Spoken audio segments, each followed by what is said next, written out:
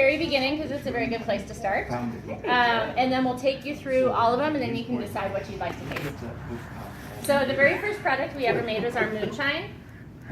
And moonshine is a marketing term. It's not actually a whiskey, so anything can be called moonshine.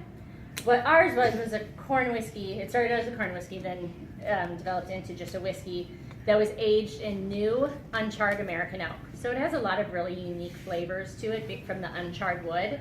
And it would spend between 6 and 9 months there. So that was the very first product we made. Next, we wanted to, as we started to get some aged product, we came out with our Night Owl, which is our blended whiskey. We took a barrel of the moonshine, so the whiskey that was aged in uncharred wood, and blended that with whiskey that was in charred wood, and came up with our Night Owl.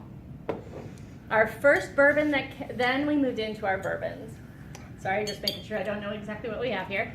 So our bourbon is a straight bourbon this one spent probably 2.5 years in charred American oak. As you probably learned on the tour, in order for it to be bourbon, it has to be made in the United States, it has to be 51% corn, it has to be aged in new charred American oak, it has to come off the still below 160 proof, it has to go into the barrel below 125 proof.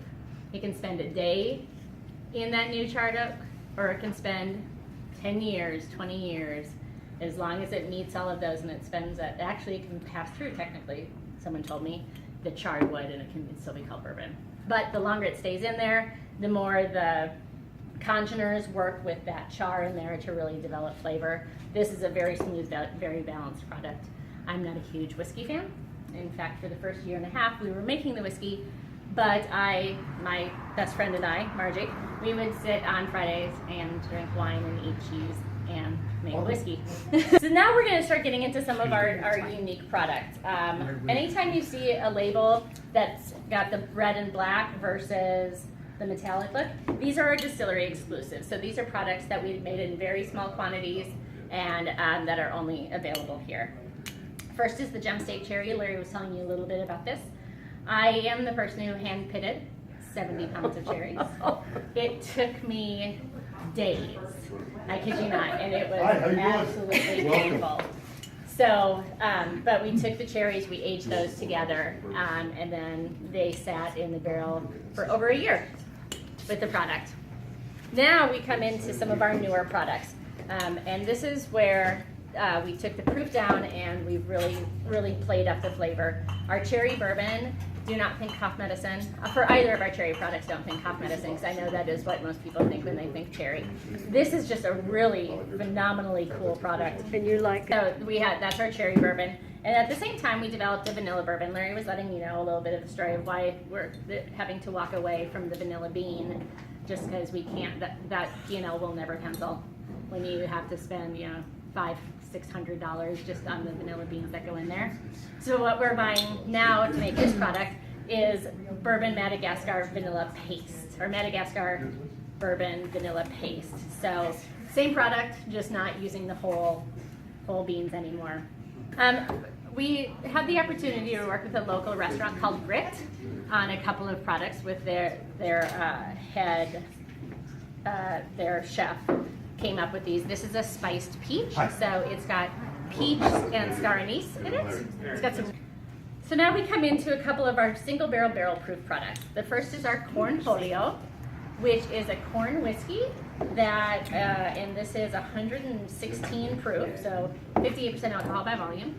What happened was when the guys popped open a barrel, and this happened every once in a while, we found there was a product that was just phenomenal. And we decided that we didn't want to cut it with water, we just wanted to barrel it as is.